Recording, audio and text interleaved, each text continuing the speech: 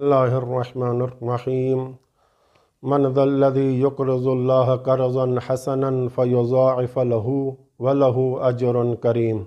खुदावंद आलम सूरह अल-हदीद की आयत नंबर 11 में कर्ज़ हसना के मुतालिक फरमा रहा है, कौन है जो अल्लाह को कर्ज़ हसना दे ताकि अल्लाह उसके लिए उसे कई गुना कर दे और उसके लिए पसंदीदा अजर है।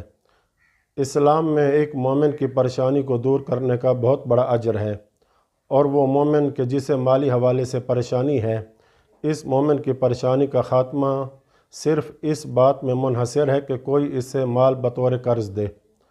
और मोमिन को कर्ज़ देना ऐसा मुस्तहब अमल है जिसकी बाकायदा तौर पर इस्लाम ने ताकीद की है।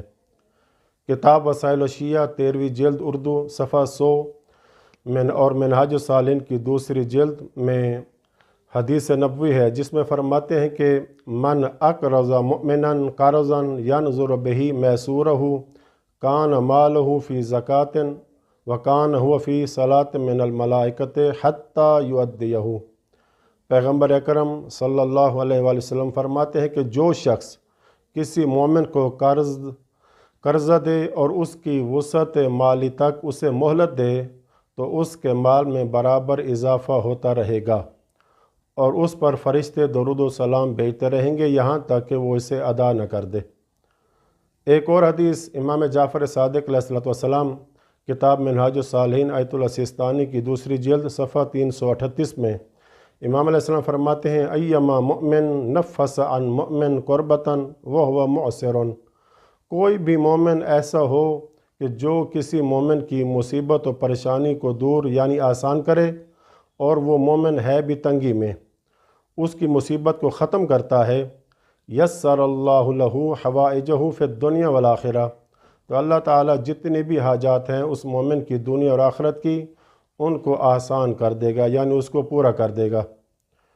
इसी तरह की और भी रिवायात हैं कि मुसीबत ज़दा मोमिन की हाजत को पूरा करने के लिए अगर माली हवाले से उसे परेशानी है और उसे कुछ अरसे के लिए पैसे चाहिए हों और वो एक मोमिन के दरवाज़े पे जाए और वो मोमिन उसको कर्ज़ दे भी सकता था लेकिन जानबूझकर नहीं देता, तो इसके हवाले से रिवायात में काफ़ी शदीद मज़म्मत वारिद हुई है। जैसा कि मशहूर मारूफ वाक़या अली इब्न यक़तीन और इब्राहीम जमाल के हवाले से मिलता है कि 7वें इमाम मूसा काज़िम अलैहिस्सलाम अली इब्न यक़तीन से नाराज़ हो गए और उसी नाराज़गी की वजह से इमाम अलैहिस्सलाम ने अली इब्न यक़तीन को ज़ियारत नहीं करवाई।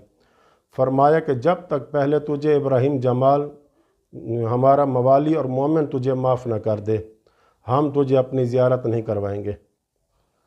तो ये था एक पहलू के तंग दस्त और परेशान हाल मोमिन को कर्ज़ देकर उसकी परेशानी दूर करने का सवाब और कर्ज़ देने की अहमियत। अब आते हैं दूसरे पहलू की तरफ कि जिसने कर्ज़ लिया है, एक मोमिन ने तेरी मुश्किल वक्त में तुझे पैसे दिए, कर्ज़ दिया ताकि तू मुश्किल वक्त से बाहर निकल आए। गोया कि उस मोमिन ने तेरे ऊपर एहसान करके तुझे कर्ज़ा दिया। अब तेरी ज़िम्मेदारी ये बनती है कि जो कर्ज़ा तूने अपने मोमिन भाई से कुछ मुद्दत के लिए भी यानी मुअय्यन मुद्दत के लिए लिया है, अब जब कि मुद्दत ख़त्म हो चुकी है फ़ौरन कर्ज़ा और वो पैसे वापस लौटा ताकि मुआशरे के सामने तेरा एतमाद बहाल रहे, तेरी शख्सियत ख़राब न हो।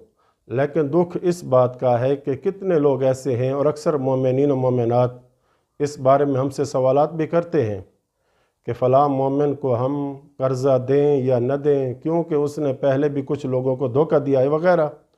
तो इन जैसे अफराद के लिए बड़ी सख्त रिवायात हैं अइम्मा मासूमीन अलैहिमुस्सलाम की तरफ से वारिद हुई हैं।